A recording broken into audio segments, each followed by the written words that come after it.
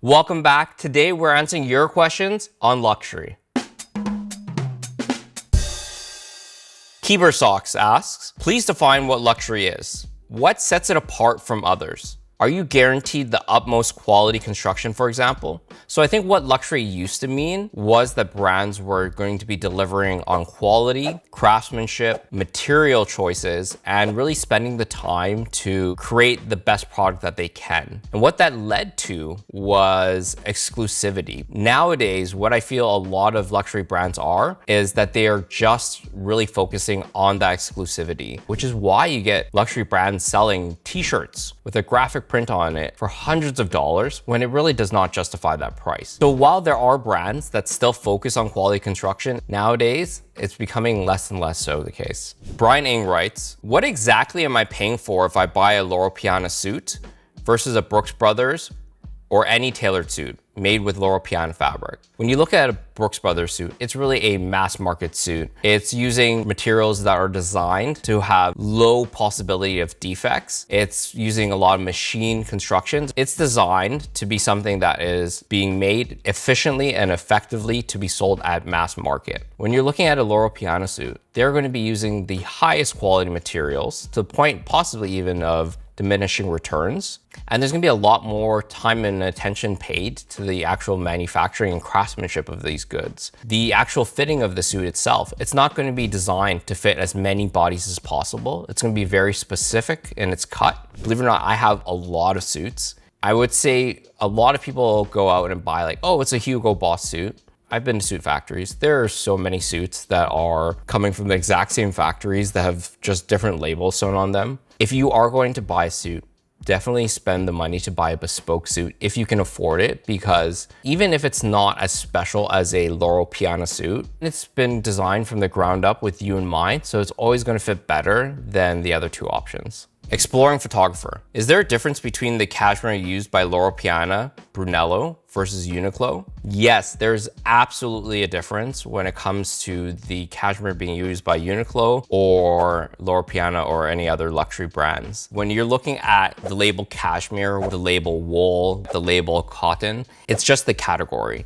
Within that category, there's going to be multiple different levels of quality. You're going to get different staple lengths, so how long is each fiber, different micronair, so how fine is each fiber. Then you're also going to get how strong each fiber is. After you get the raw fiber itself, how you post-process it is going to make such a big difference. I'm just going to use cotton here for example, just because it has the same principles.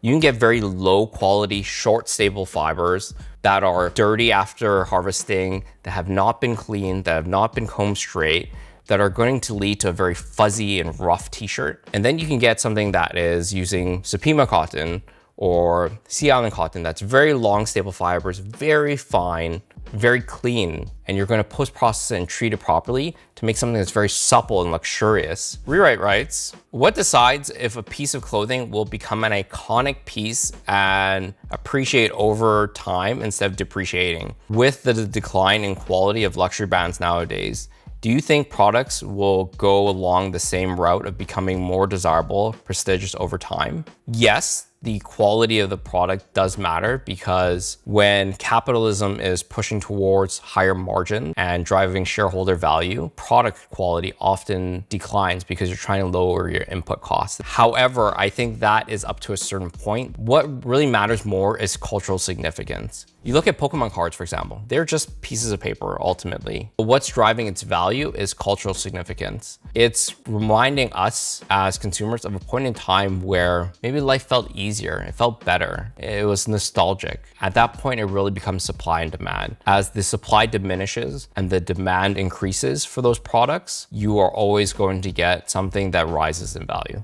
Juza asks, is there such a thing as functional luxury? Like a material that is expensive because it's functional and not just because it's rare? Absolutely. On the technical side, you can get materials like Dyneema, which is extremely strong. I think like the Navy SEALs use it. Just because it's super functional doesn't make it very wearable. This really applies when it comes to natural fibers. And that really breaks down into the fiber itself, the spinning of the yarn, and then the post-processing. Actually, you know what? Let me show you guys something. I'm gonna grab some cotton. Okay, so here's some cotton that we have. And I got this from the USDA classing office. Can we take these bundles? Yeah, that's fine. This guy's been collecting cotton all day. That's where they actually grade cottons. And I'm gonna show you a little bit of the differences between these two. Here is upland cotton, for example. Upland cotton is going to be your general commodity cotton. Here is actually going to be Pima cotton. So Pima is basically like champagne for France. It is American Pima cotton. And this is gonna be the highest grade of Pima cotton. You actually do this with a cotton ball at home. They're gonna line them and ultimately spin this into a yarn. By taking that, you are creating a friction bond between the actual cotton fibers themselves. And that friction bond is going to be how strong is that yarn? How fine can I actually make that yarn? Because if I have very short fibers, I cannot make that yarn too fine because there's not enough friction between the fibers. And how fuzzy and how durable is it going to be long term? Once you spin it into the yarn itself, there's gonna be a significant difference between taking one yarn and making it into a yarn that you're going to knit, or taking two yarns and making what's called a 2-ply yarn. Think of it like a cable or a rope. And then you actually get to the knitting of it. And the decisions you make at the knitting stage is either going to elevate all of the previous components or detract from it. All of these are engineering decisions that you need to make to lead to something that is going to be soft but strong. There's absolutely functional luxury.